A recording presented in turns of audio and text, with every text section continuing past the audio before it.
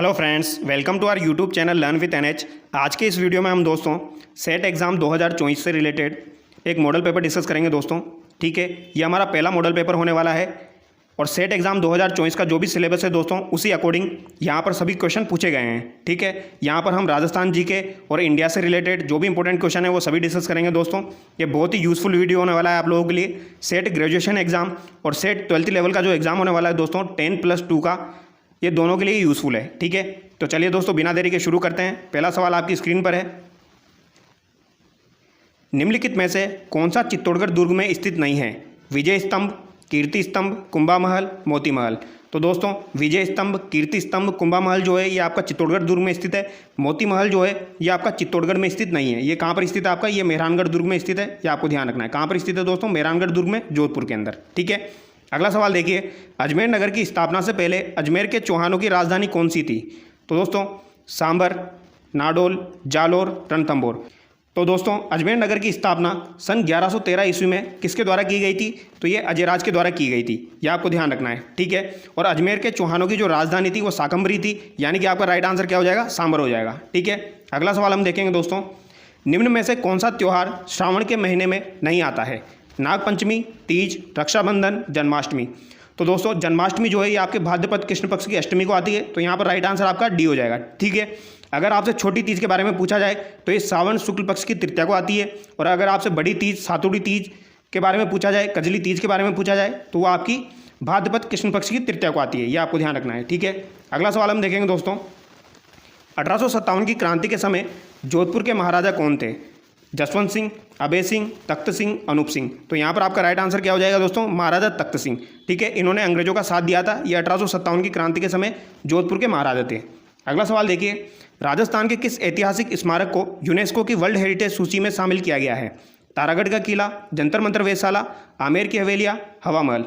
तो दोस्तों यूनेस्को की वर्ल्ड हेरिटेज सूची में जंतर मंतर वेधशाला को शामिल किया गया है। यह आपको ध्यान रखना है। और कब शामिल किया गया था? तो 2010 में शामिल किया गया था। ठीक है, ये इंपॉर्टेंट है। इसके अलावा अगर आपसे पूछा जाए कालबेलिया नृत्य को कब शामिल किया गया, तो कालबेलिया नृत्य को भी 2010 में शामिल किया गया था। और जयपुर प्रकोटा जो है उसको 2019 में शामिल किया गया है। ठीक है, ये भी आपको ध्यान रखना है।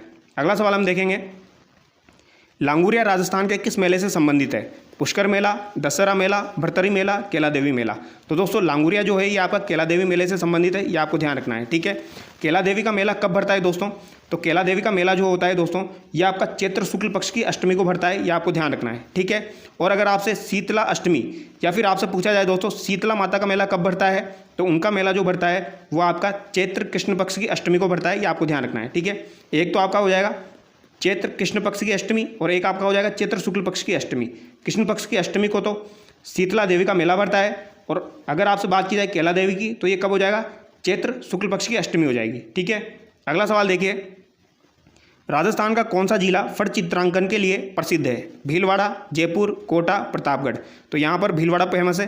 ये आपको ध्यान रखना है। ठीक है, अगला सवाल है, दिलवाड़ा मंदिरों के समूह में कितने मंदिर है? 4, 5, 6, 7। तो दोस्तों यहाँ पर 5 मंदिर है। ये आपको ध्यान रखना है। ठीक है, अगला सवाल देखिए, जयपुर नगर की स्थापना के समय वहाँ का प्रमुख वास्तुकार और नगर नियोजक कौन था? तो दोस्तों जयपुर की स्थापना आपकी कब हुई थी? 18 नवंबर 1727 को हुई थी। ये आपको ध्यान रखना है। ठीक है, मंडल मिश्र, विद्याधर भट्टाचार्य, राजवल्लभ, दीपक। तो यहाँ पर जो वास्तुकार था वो आपका कौन हो जाएगा? विद्याधर भट्टाचार्य हो जाएगा। ये आपको ध्यान रखना है। ठीक है, और जयपुर की स्थापना जो है ये सवाई जयसिंह के द्वारा की गई थी। ये आपको ध्यान रखना है। अगला सवाल देखिए, गणेश्वर राजस्थान के किस जिले में स्थित है? चूरू, हनुमानगढ़, झुंझुनू, सीकर। तो दोस्तों गणेश्वर सभ्यता जो है ये कांतली नदी के किनारे आपकी सीकर में स्थित है। ये आपको ध्यान रखना है। ठीक है, अगला सवाल देखिए दोस्तों, निम्नलिखित में से किसे राजस्थान के कबीर के नाम से जाना जाता है? दादू दयाल, बाबू जी, गोगा जी, रामदेव जी। तो दोस्तों राजस्थान के कबीर के नाम से दादू दयाल जी को जाना जाता है। यह आपको ध्यान रखना है। ठीक है, इनकी प्रमुख पीठ कहाँ पर स्थित है? तो नारायणा, जयपुर में स्थित है। ठीक है, अगला सवाल हम देखेंगे दोस्तों, क्वेश्चन नंबर 12, अकबर ने प्रताप को समझाने के लिए सर्वप्रथम किसे भेजा? मान सिंह, भगवंत दास, जलाल खां, टोडरमल। तो दोस्तों अकबर ने प्रताप को समझाने के लिए 4 शिष्टमंडल भेजे थे। उनको हम कैसे याद रखते हैं? जमा भट्टो। ठीक है, जमा भट्टो। तो सबसे पहले किसे भेजा गया था? जलाल खां को भेजा गया था 1572 ईस्वी में, फिर मान सिंह को, फिर भगवंत दास को, फिर टोडरमल को। तो यहाँ पर आपका राइट आंसर क्या हो जाएगा? सर्वप्रथम किसको भेजा गया? जलाल खां को भेजा गया। ठीक है, अगला सवाल हम देखेंगे दोस्तों, राजस्थान के कौन से तामपत्र से रानी कर्मवती द्वारा जौहर के प्रमाण मिलते हैं? आहड़ तामपत्र, खेरोदा तामपत्र, पुर तामपत्र, चिकली तामपत्र। तो यहाँ पर आपका राइट आंसर क्या हो जाएगा दोस्तों? पुर तामपत्र। ठीक है, अगला सवाल देखिए, राज विनोद का रचयिता कौन था? नरोत्तम, सदाशिव भट्ट, किशोर दास, श्यामल दास। तो दोस्तों राज विनोद का रचयिता आपका सदाशिव भट्ट हो जाएगा, ये आपको ध्यान रखना है। ठीक है, इसका संबंध किससे है दोस्तों? बीकानेर से है, ये भी आपको ध्यान रखना है। ठीक है, ये किसका दरबारी कवि था? तो ये कल्याणमल का दरबारी कवि था। किसका दरबारी कवि था दोस्तों? कल्याणमल का दरबारी कवि था, ये आपको ध्यान रखना है। ठीक है, और श्यामल दास के बारे में पूछा जाए दोस्तों तो इनके द्वारा क्या लिखी गई है? वीर विनोद। ठीक है, और ये किसके दरबार में थे दोस्तों? ये शंभू सिंह और सज्जन सिंह दोनों के दरबार में रहे हैं, ये आपको ध्यान रखना है। ठीक है, आगे देखिए दोस्तों, गोविंद गिरी के नेतृत्व में हुए भील आंदोलन को किस नाम से जाना जाता है? एकी आंदोलन, शुद्धि आंदोलन, भगत आंदोलन, जनजाति आंदोलन। तो दोस्तों इसे भगत आंदोलन के नाम से जाना जाता है। ऑप्शन सी यहाँ पर आपका करेक्ट हो जाएगा। ठीक है, अगला सवाल देखिए, 1938 में जयपुर राज्य प्रजामंडल का प्रथम वार्षिक अधिवेशन किसकी अध्यक्षता में आयोजित हुआ? हीरालाल शास्त्री, घनश्याम दास बिरला, जमनालाल बजाज, कपूरचंद पाटनी। तो दोस्तों जयपुर प्रजामंडल की स्थापना 1931 में कपूरचंद पाटनी के द्वारा की गई थी। ठीक है, बट 1938 में जो अधिवेशन हुआ था उसमें अध्यक्षता आपकी जमनालाल बजाज ने की थी, ये आपको ध्यान रखना है। ठीक है, अगला सवाल देखिए, भारत सरकार ने 5 जनवरी 1949 को सिरोही का प्रशासन किस सरकार को सौंपा? तो 5 जनवरी 1949 को सिरोही का प्रशासन मध्य प्रदेश, बम्बई, राजस्थान, गुजरात, तो ये बम्बई को सौंपा गया था दोस्तों, ये आपको ध्यान रखना है। ठीक है, गोकुल भाई भट्ट का संबंध किससे है? सिरोही प्रजामंडल से, ये आपको ध्यान रखना है। अगला सवाल है, वागड़ के गांधी के रूप में किसे जाना जाता है? माणिक्यलाल वर्मा, शोभालाल गुप्ता, भोगीलाल पांड्या, भूरेलाल भैया। तो दोस्तों वागड़ के गांधी के नाम से भोगीलाल पांड्या को जाना जाता है, ये आपको ध्यान रखना है। इन्होंने डूंगरपुर प्रजामंडल की स्थापना 1944 में की थी, ये आपको ध्यान रखना है। ठीक है, अगला सवाल देखिए, स्वतंत्रता सेनानी एवं राजनीतिज्ञ नगेंद्र बाला किस शहर से संबंधित है?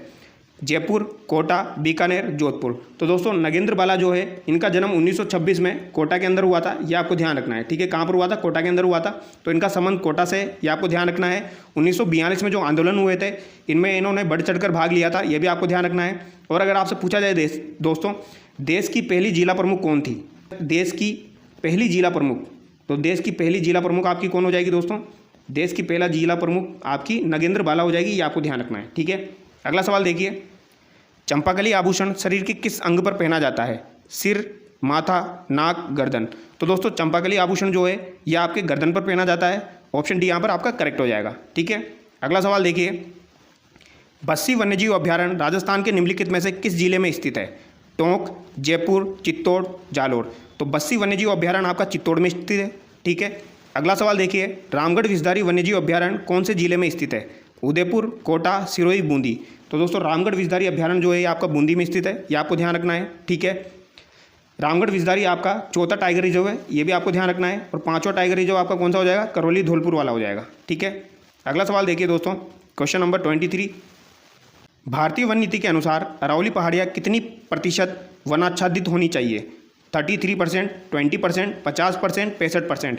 तो भारतीय वन नीति के अनुसार दोस्तों यहाँ पर आपका करेक्ट आंसर हो जाएगा 65%। ठीक है, अगला सवाल देखिए, निम्नलिखित में से कौन सा केर व थोर का पसंदीदा प्राकृतिक निवास क्षेत्र है? पर्वतीय व वर्षा क्षेत्र, रेतीला मैदान, जमाव क्षेत्र, जलीय। तो यहाँ पर आपका राइट आंसर क्या हो जाएगा दोस्तों? रेतीला मैदान। केर व थोर का पसंदीदा प्राकृतिक क्षेत्र रेतीला मैदान हो जाएगा। ठीक है, अगला सवाल देखिए दोस्तों, निम्नलिखित में से किस प्रकार की मृदाएं लिथोसोल्स भी कहलाती हैं? दोमट मृदा, मरुस्थलीय मृदा, पर्वतीय मृदा, लाल मृदा। तो दोस्तों लिथोसोल्स मृदा जो होता है वो पर्वतीय मृदा को कहा जाता है, और ये आपकी कहाँ पर पाई जाती है? ये आपकी उदयपुर और कोटा में पाई जाती है। अगला सवाल देखिए, निम्नलिखित में से कौन सा BSHW प्रकार की जलवायु दर्शाता है? तो दोस्तों BSHW प्रकार यानी कि अर्धशुष्क की बात की जा रही है। किसकी बात की जा रही है दोस्तों? अर्धशुष्क की यहाँ पर बात की जा रही है। ठीक है, जालोर, गंगानगर, डूंगरपुर, बीकानेर। तो दोस्तों डूंगरपुर जो है या ये तो आपका AW प्रकार की जलवायु में आता है। गंगानगर और बीकानेर जो है ये आपका BWHW में आ जाएगा। ठीक है, तो यहाँ पर आपका राइट आंसर क्या हो जाएगा? जालोर हो जाएगा। ठीक है, अगला सवाल हम देखेंगे, जाखम, माही तथा ईरू ये तीनों नदियाँ राजस्थान में निम्नलिखित में से किस जिले का निरूपण करती है? उदयपुर, टोंक, करौली, प्रतापगढ़। तो दोस्तों जाखम, माही, ईरू, माही की सहायक नदियाँ हैं जाखम और ईरू, ये किसका निरूपण करती है? तो ये प्रतापगढ़ जिले का निरूपण करती है, ये आपको ध्यान रखना है। ठीक है, अगला सवाल देखिए, थोनवेट वर्गीकरण के अनुसार, थोनवेट के अकॉर्डिंग पूछा गया है दोस्तों, निम्नलिखित में से कौन सा बांसवाड़ा डूंगरपुर की जलवायु को दर्शाता है? तो दोस्तों मैंने आपको बताया था थोनवेट का आपसे कभी भी पूछा जाए, ये आपने राजस्थान बना लिया। ठीक है, एक लाइन आपको इधर खींच देनी है, एक लाइन इधर खींच देनी है और एक लाइन इधर खींच देनी है। ठीक है, ये एक लाइन इधर खींच देनी है। अब क्या करना है, यहाँ पर आप लिख दिए AW, यहाँ पर लिख दीजिए A-W और यहाँ पर लिख दीजिए B-W। यहाँ पर लगा दीजिए C, यहाँ पर लगा दीजिए D और यहाँ पर लगा दीजिए D, ठीक है। और यहाँ पर आप अलग से याद कर लेना E-D, ठीक है। तो यहाँ पर क्या पूछा गया है दोस्तों, बांसवाड़ा डूंगरपुर कौन सी हो जाएगी, C-W, ठीक है। यहाँ पर D-B-W और यहाँ पर D-W, आसानी से याद रख सकते हो आप। तो यहाँ पर आपका राइट आंसर क्या हो जाएगा दोस्तों, C-W हो जाएगा। अगला सवाल देखिए, राजस्थान की किस नदी को मसूरदी नदी भी कहा जाता है। तो दोस्तों मसूरदी नदी का संबंध कहाँ से है दोस्तों, मैं आपको बता देता हूँ, जैसलमेर से है, ठीक है। ये आपको ध्यान रखना है, मसूरदी नदी काकनी नदी को कहा जाता है। अगला सवाल देखिए, राजस्थान के निम्नलिखित में से किस जिले में नदी नहीं है, अजमेर, चूरू, झुंझुनू, गंगानगर। तो चूरू में जो है दोस्तों नदी नहीं है, ये आपको ध्यान रखना है। अगला सवाल देखिए, 56 बेसिन निम्नलिखित में से राजस्थान के किस भौतिक प्रदेश का भाग है। 56 बेसिन जो है ये दोस्तों आपका बांसवाड़ा, चित्तौड़गढ़, प्रतापगढ़ का भाग है, ये आपको ध्यान रखना है, ठीक है। और अगर आपसे 56 की पहाड़ियाँ पूछी जाए, 56 की पहाड़ियाँ कहाँ पर हो जाएगी आपकी, बाड़मेर में हो जाएगी, जिन्हें सिवाना की पहाड़ियाँ भी कहा जाता है या फिर नाकोड़ा पर्वत भी कहा जाता है। नाकोड़ा पर्वत को राजस्थान का मेवानगर भी कहा जाता है। अगला सवाल देखिए, बेराट में कौन सा जिला सम्मिलित नहीं है, अलवर, जयपुर, टोंक, अजमेर। तो दोस्तों बेराट के अंदर अलवर आता है, जयपुर आता है और टोंक आता है। तो यहाँ पर आपका राइट आंसर क्या हो जाएगा, अजमेर हो जाएगा, ठीक है। अगला सवाल देखिए, राजस्थान की कितने किलोमीटर सीमा पाकिस्तान से लगती है। तो दोस्तों पाकिस्तान से कितने किलोमीटर की सीमा लगती है, टोटल लंबाई जो है स्थलीय सीमा की वो है 5920 किलोमीटर, ठीक है। इसमें से 1070 किलोमीटर जो है ये पाकिस्तान से लगती है, ये आपको ध्यान रखना है, ठीक है। अगला सवाल देखिए, राजस्थान का कौन सा जिला IWRM के लिए चयनित नहीं था। तो यहाँ पर कौन सा जिला चयनित नहीं था वो हम देख लेते हैं, पाली, सीकर, चूरू और जयपुर। तो पाली, सीकर और चूरू इसमें चयनित है दोस्तों, जयपुर इसमें चयनित नहीं है। तो यहाँ पर आपका राइट आंसर ऑप्शन डी हो जाएगा, ठीक है। अगला सवाल देखिए दोस्तों, बूंदी तहसील के लिए कौन सी सिंचाई परियोजना निर्मित की गई। तो दोस्तों बूंदी तहसील के लिए बीसलपुर, जाखम, जवाई, गुड़ा। तो दोस्तों जाखम तो आपकी कहाँ की हो जाएगी, प्रतापगढ़ की हो जाएगी, ये आपको ध्यान रखना है, ठीक है। जवाई कहाँ की हो जाएगी, पाली की हो जाएगी। बीसलपुर कहाँ की हो जाएगी दोस्तों, टोंक की हो जाएगी, ठीक है, बनास नदी पर। तो यहाँ पर आपका राइट आंसर क्या हो जाएगा, गुड़ा परियोजना बूंदी से संबंधित है, ठीक है। अगला सवाल देखिए, चुलिया जलप्रपात के नीचे की ओर राजस्थान में कौन सा बांध बना है, जवाहर सागर बांध, गांधी सागर बांध, नांगल बांध, राणा प्रताप सागर बांध। तो दोस्तों चुलिया जलप्रपात के नीचे राणा प्रताप सागर बांध बना हुआ है, ये आपको ध्यान रखना है। चुलिया जलप्रपात की ऊंचाई कितनी है दोस्तों, तो इसकी ऊंचाई जो है वो 18 मीटर है, ये भी आपको ध्यान रखना है। अगला सवाल देखिए, कांकरेज किसकी नस्ल है। तो दोस्तों कांकरेज जो है ऊँट, बकरी, गाय, भैंस, कांकरेज आपकी गाय की नस्ल है, ये आपको ध्यान रखना है, ठीक है। अगला सवाल, राजस्थान में कौन सा कृषि जलवायु प्रदेश सबसे बड़ा है। तो राजस्थान का सबसे बड़ा कृषि जलवायु प्रदेश यहाँ पर पूछा गया है, first A, third A, fourth A और यहाँ पर फिफ्थ दिया गया है। तो यहाँ पर आपका राइट आंसर क्या हो जाएगा दोस्तों, फर्स्ट ए हो जाएगा, ठीक है। राजस्थान का सबसे बड़ा कृषि जलवायु प्रदेश दोस्तों फर्स्ट सी है, ये आपको ध्यान रखना है, ठीक है। बट यहाँ पर ऑप्शन में नहीं दिया गया है, तो हम आंसर क्या करेंगे, फर्स्ट ए करेंगे, ठीक है। अगला सवाल देखिए, निम्नलिखित में से कौन सी पीएच क्षारीय मृदा की सूचक है। तो क्षारीय मृदा की सूचक कौन सी हो जाएगी दोस्तों, जो कि 7 से ऊपर होगी। तो 7 से ऊपर यहाँ पर दिया गया नहीं है, तो यहाँ पर आपका राइट आंसर क्या हो जाएगा, 8 से ऊपर हो जाएगा, ठीक है। 7 जो हो जाएगी ये आपकी उदासीन हो जाएगी, ठीक है, ये आपको ध्यान रखना है। और 7 से नीचे अम्लीय हो जाएगी। अगला सवाल देखिए, निम्नलिखित में से कौन सी तारीख को विश्व पर्यावरण दिवस के रूप में मनाया जाता है। तो विश्व पर्यावरण दिवस आपका 5 जून को मनाया जाता है, ठीक है। अगला सवाल देखिए, ढींगला, भिडरिया, नाथद्वारिया है मेवाड़ के प्रचलित तांबे के सिक्के, मेवाड़ की दरी पट्टियों के नाम, मेवाड़ की ओढ़नियों के नाम, मेवाड़ के राजस्व करों के नाम। इंपॉर्टेंट क्वेश्चन है दोस्तों। डिंगला, भिडरिया, नाथद्वारिया जो है ये मेवाड़ के प्रचलित तांबे के सिक्के हैं, ठीक है। अगला सवाल देखिए, 11 कमरों वाला विशाल भवन राजस्थान की किस सभ्यता में पाया गया है। कालीबंगा, आहड़, बेराट, बालातल। तो दोस्तों ये बालातल सभ्यता में पाया गया है, ये आपको ध्यान रखना है। ये कहाँ पर स्थित है, बालातल सभ्यता आपके उदयपुर में स्थित है। और कौन सी नदी के किनारे है दोस्तों, तो ये बनास नदी के किनारे स्थित है। और इसका उत्खनन किसके द्वारा किया गया था, तो VN मिश्रा के द्वारा ही इसका उत्खनन किया गया है, ये आपको ध्यान रखना है, ठीक है। अगला सवाल हम देखेंगे दोस्तों, वेदक सार तथा पूजा पद्धति पुस्तकों की रचना किसने की। अजीत सिंह, अभय सिंह, गज सिंह, जोरावर सिंह। तो दोस्तों वेदक सार और पूजा पद्धति पुस्तकों की रचना जोरावर सिंह के द्वारा की गई थी, ठीक है। अगला सवाल है, मटक, बिछायत, चूसराय क्या थे। राजस्थान में स्थानीय करों के नाम, राजस्थान में देसी कपड़ों के स्थानीय नाम, कृषि यंत्रों के नाम, सिंचाई के साधनों के स्थानीय नाम। तो दोस्तों यहाँ पर आपका राइट आंसर हो जाएगा राजस्थान में स्थानीय करों के नाम। मटक, बिछायत, चूसराय जो है ये करों के नाम है, ठीक है। अगला सवाल देखिए दोस्तों, बच्छावतों, रामपुरिया, गुलेचा, सेठिया की हवेलियाँ राजस्थान में कहाँ स्थित है।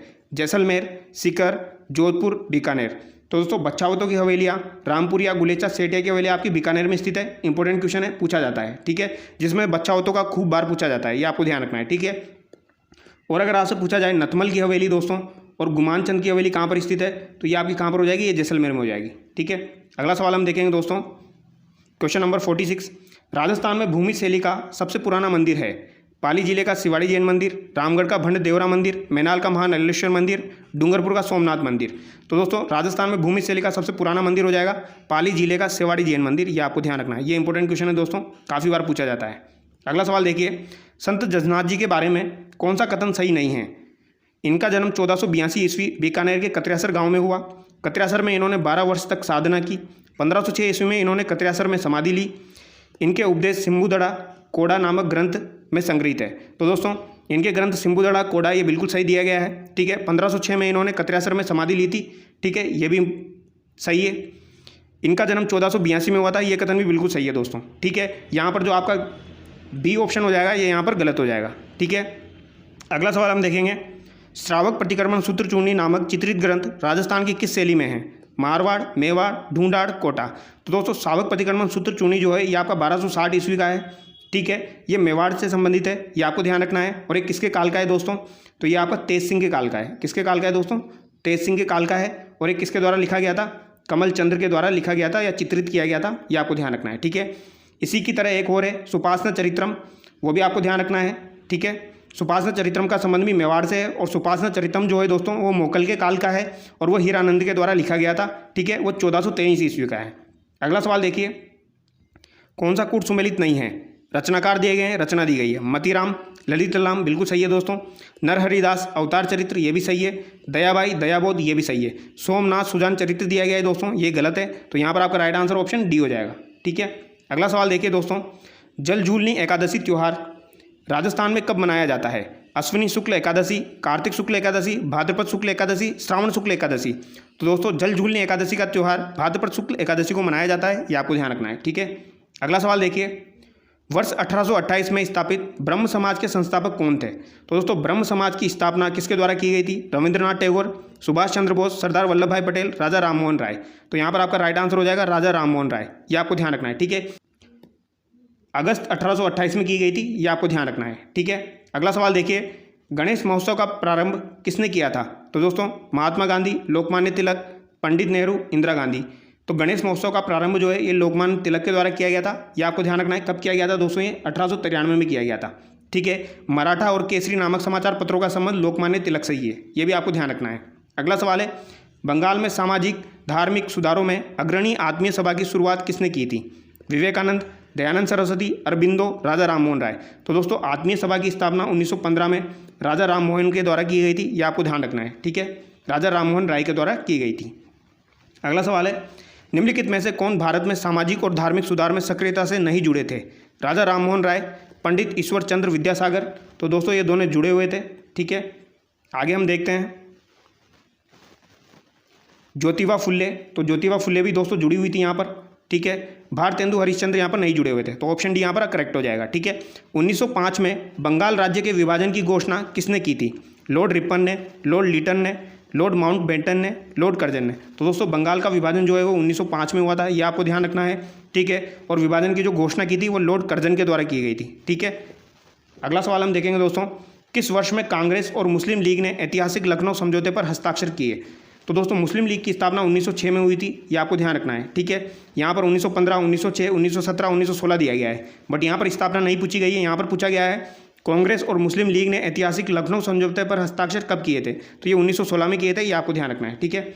अगला सवाल देखिए, रोलेट एक्ट की प्रतिक्रिया के रूप में को राष्ट्रीय अपमान दिवस के रूप में आयोजित किया गया था। तो दोस्तों 6 अप्रैल 1919 को आयोजित किया गया था अपमान दिवस के रूप में, ठीक है, रोलेट एक्ट को, ये आपको ध्यान रखना है। अगला सवाल है, हथियारों के माध्यम से ब्रिटिश शासन को पलटने के लिए काकोरी कांड की योजना 1925 में किसके सदस्यों द्वारा बनाई गई थी। भारतीय राष्ट्रीय कांग्रेस, गदर पार्टी, हिंदुस्तान रिपब्लिशर्स एसोसिएशन, भारतीय राष्ट्रीय सेना। तो दोस्तों ये ऑप्शन सी यहाँ पर आपका करेक्ट हो जाएगा, हिंदुस्तान रिपब्लिकन एसोसिएशन के द्वारा बनाई गई थी, ठीक है। हिंदुस्तान रिपब्लिक एसोसिएशन की स्थापना कब हुई थी दोस्तों, तो ये 1924 में हुई थी, ये भी आपको ध्यान रखना है, ठीक है। अगला सवाल देखिए, हिंदुस्तान सोशलिस्ट रिपब्लिकन एसोसिएशन का गठन वर्ष में अंग्रेजों को उखाड़ फेंकने के उद्देश्य से किया गया था। तो दोस्तों ये कब किया गया था? ये 1928 में किया गया था, ये आपको ध्यान रखना है। ठीक है, अगला सवाल देखिए, 1904 में क्रांतिकारियों की गुप्त संस्था के रूप में अभिनव भारत की स्थापना किसने की थी? तो दोस्तों 1904 में अभिनव भारत की स्थापना वी.डी. सावरकर के द्वारा की गई थी, ये भी आपको ध्यान रखना है। ठीक है, अगला सवाल देखिए, दक्षिण से उत्तर की ओर भारत की मुख्य भूमि का विस्तार 8 डिग्री 4 मिनट उत्तर से तथा है, तो कितना है दोस्तों? 68 डिग्री 7 मिनट उत्तर, 37 डिग्री 6 मिनट उत्तर, 37 डिग्री 6 मिनट दक्षिण, 8 डिग्री 4 मिनट दक्षिण। तो दोस्तों यहाँ पर आपका राइट आंसर क्या हो जाएगा? 37 डिग्री 6 मिनट, ये आपको ध्यान रखना है, उत्तर। ठीक है, उत्तर से उत्तर हो जाएगा। अगर आपसे पूछा जाए दोस्तों भारत की उत्तर से दक्षिण की लंबाई कितनी है, तो ये आपकी कितनी हो जाएगी? 3214 किलोमीटर हो जाएगी। ठीक है, और अगर आपसे पूर्व और पश्चिम की पूछी जाए दोस्तों तो कितनी हो जाएगी? 2933 हो जाएगी, ये भी आपको ध्यान रखना है। दक्षिण में जो बिंदु है दोस्तों उसे इंदिरा पॉइंट के नाम से जाना जाता है, उत्तर में जो बिंदु है उसे इंदिरा कोल के नाम से जाना जाता है, और इधर गुजरात में आपका कौन सा हो जाएगा दोस्तों? गौर माता हो जाएगा, इधर आपका अरुणाचल प्रदेश में किबुती हो जाएगा। ठीक है, अगला देखिए, निम्नलिखित में से किस पहाड़ी पर पूर्वी घाट पश्चिमी घाट से मिलती है? यानी कौन सी पहाड़ी पर पूर्वी घाट और पश्चिमी घाट मिलते हैं? तो ये पूर्वी घाट है, ये पश्चिमी घाट है, ये कौन सी पहाड़ी पर मिलते हैं दोस्तों? तो यहाँ पर पालनी पहाड़ी, महेंद्र पहाड़ी, नीलगिरी पहाड़ी, सेवराय पहाड़ी, तो ये नीलगिरी पहाड़ी पर मिलते हैं, ये आपको ध्यान रखना है। ठीक है, तो यहाँ पर ऑप्शन सी आपका करेक्ट हो जाएगा। ठीक है, नीलगिरी पहाड़ी जो है आपकी कर्नाटक, केरल और तमिलनाडु में विस्तृत है, ये आपको ध्यान रखना है। ठीक है, नीलगिरी पहाड़ी की सबसे ऊंची चोटी कौन सी हो जाएगी दोस्तों? ये दोदा बेटा हो जाएगी, ये भी आपको ध्यान रखना है। अगला सवाल देखिए, निम्न पर्वत श्रृंखला में से दोदा बेटा सबसे ऊंची चोटी है, तो दोदा बेटा दोस्तों नीलगिरी की सबसे ऊंची चोटी है। ठीक है, अगला सवाल देखिए दोस्तों, क्वेश्चन नंबर 64, बिलासपुर अवस्थित मानव निर्मित जलाशय गोविंद सागर निम्नलिखित में से किस राज्य में स्थित है? तो दोस्तों ये आपका हिमाचल प्रदेश में स्थित है, ये आपको ध्यान रखना है। ठीक है, निम्नलिखित में से कौन सी जायद ऋतु की फसल है? तो दोस्तों जायद की फसल सरसों, कद्दू, मूंगफली, सोयाबीन, तो जायद की फसल आपकी कद्दू हो जाएगी। ठीक है, अगला सवाल देखिए, केरल में समुद्री तट की रेत में भरपूर मात्रा में क्या पाया जाता है? तो दोस्तों केरल के अंदर जो समुद्री तट की रेत है, कैल्शियम, रेडियम, मैग्नीज, थोरियम, तो यहाँ पर थोरियम पाया जाता है, ये आपको ध्यान रखना है। ठीक है, ब्रह्मपुत्र नदी के तट पर कौन सा शहर स्थित है? कानपुर, श्रीनगर, लखनऊ, डिब्रूगढ़, तो ब्रह्मपुत्र नदी के तट पर डिब्रूगढ़ स्थित है, ये आपको ध्यान रखना है। ठीक है, ब्रह्मपुत्र नदी जो है दोस्तों ये माजुली द्वीप का निर्माण करती है, ये भी एग्जाम में पूछा जाता है, ये भी आपको ध्यान रखना है। माजुली द्वीप का निर्माण कौन सी नदी करती है? ब्रह्मपुत्र नदी करती है। ठीक है, अगला सवाल देखिए, नागार्जुन सागर परियोजना निम्न नदियों में से किस पर निर्मित है? सतलज, झेलम, नर्मदा, कृष्णा। नागार्जुन सागर परियोजना दोस्तों आंध्र प्रदेश के अंदर कृष्णा नदी पर निर्मित है, ये आपको ध्यान रखना है दोस्तों। अट्टीनम बांध परियोजना जो है दोस्तों ये भी आपकी कृष्णा नदी पर ही स्थित है, ये भी आपको ध्यान रखना है। ठीक है, सरदार सरोवर बांध का संबंध नर्मदा नदी से हो जाएगा। ठीक है, इसके अलावा अगर आपसे पूछा जाए दोस्तों झेलम नदी पर कौन सी परियोजना स्थित है, तो झेलम नदी पर दोस्तों एक तो आपकी उरी परियोजना हो जाएगी और एक आपकी तुलबुल परियोजना हो जाएगी, और ये कहाँ पर स्थित है दोस्तों? ये जम्मू कश्मीर में स्थित है, ये भी आपको ध्यान रखना है। ठीक है, अगर आपसे पूछा जाए दोस्तों सतलज नदी पर कौन सी परियोजना स्थित है, तो नाथपा परियोजना जो है ये आपकी सतलज नदी पर स्थित है, और इसके अलावा कोलडम जो है दोस्तों, कोलडेम जो है ये भी आपकी सतलज नदी पर स्थित है। ठीक है, कहाँ पर? हिमाचल के अंदर। आगे देखिए दोस्तों, भारत की जलवायु को मोटे तौर पर निम्नलिखित के रूप में वर्णित किया गया है? शुष्क और अर्धशुष्क प्रकार, भूमध्य रेखीय प्रकार, ध्रुवीय प्रकार, मानसून प्रकार। भारत की जलवायु को दोस्तों मोटे तौर पर मानसून प्रकार में वर्णित किया गया है, ये आपको ध्यान रखना है। अगला सवाल देखिए, किस नदी के बेसिन को भारत के उत्तरी 10 राज्यों द्वारा बांटा गया है? सिंधु, ब्रह्मपुत्र, दामोदर, गंगा। तो दोस्तों 10 राज्यों में बांटा गया है गंगा नदी के द्वारा, ये आपको ध्यान रखना है। ठीक है, गंगा नदी को दोस्तों 2008 के अंदर राष्ट्रीय नदी घोषित किया गया है, ये भी आपको ध्यान रखना है। ठीक है, और इसकी लंबाई कितनी है दोस्तों? गंगा नदी की लंबाई कितनी है? तो 25 किलोमीटर है, ये भी आपको ध्यान रखना है। ठीक है, अगला सवाल देखिए, प्रारूप समिति का गठन कब किया गया था? तो प्रारूप समिति का गठन दोस्तों 29 अगस्त 1947 को किया गया था। ठीक है, इसमें टोटल सदस्य कितने थे? 7 थे, यानी कि 1 + 6 हो जाएंगे। ठीक है, और इसके अध्यक्ष कौन थे? तो डॉक्टर भीमराव अंबेडकर थे, ये भी आपको ध्यान रखना है दोस्तों। आज हम यहाँ तक ही डिस्कस करेंगे दोस्तों, नेक्स्ट वीडियो में हम 72 के बाद के डिस्कस करेंगे। ठीक है।